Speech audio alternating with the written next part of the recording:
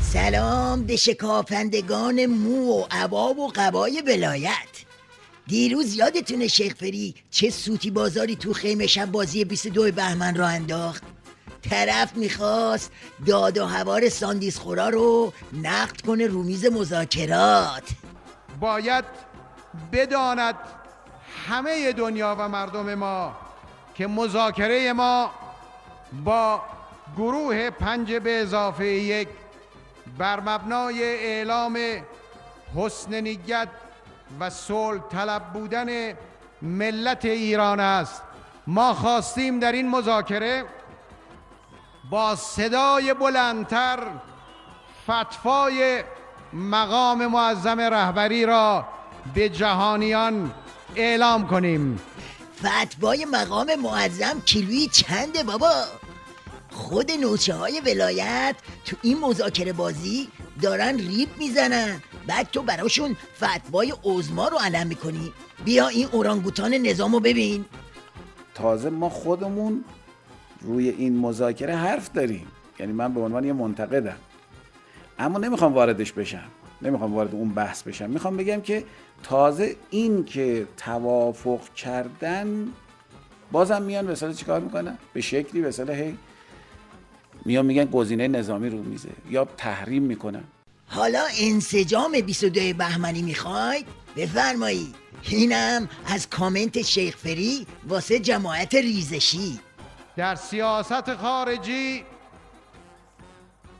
یک رهبر، یک رئیس جمهور، یک دولت و منافع ملی واحد همه مردم مطرح است.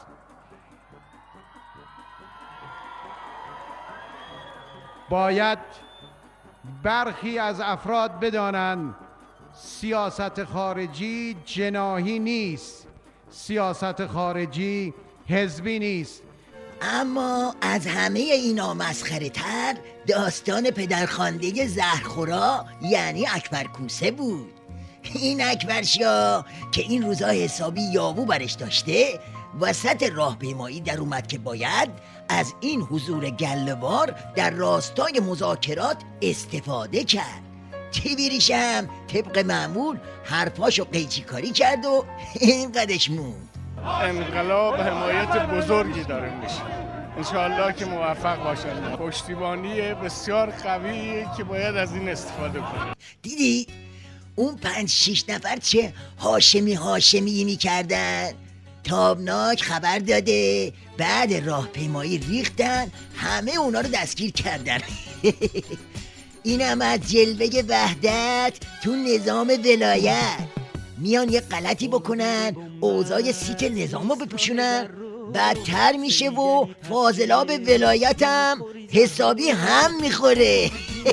حالا بیا و درستش کن.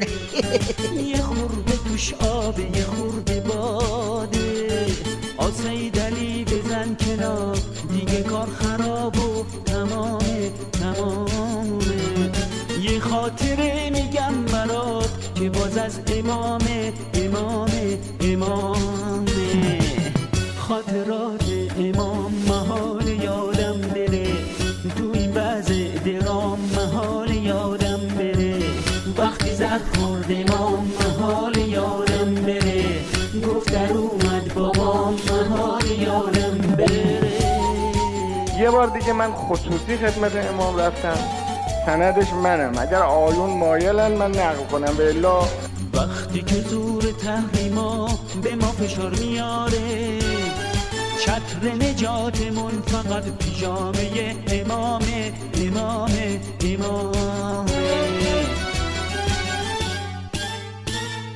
یادت میاد جبهه رو امام سپرد دست من، با این یارو سبزلی براش میدوختم کفن. تیرای ما تو جبهه همش کمونه میکرد، عشق امام ما رو هر شب روونه میکرد. خاطرات امام محال یادم بره، تو این زهر خورد ما محال یادم بره گفت در اومد بابا محال یادم بره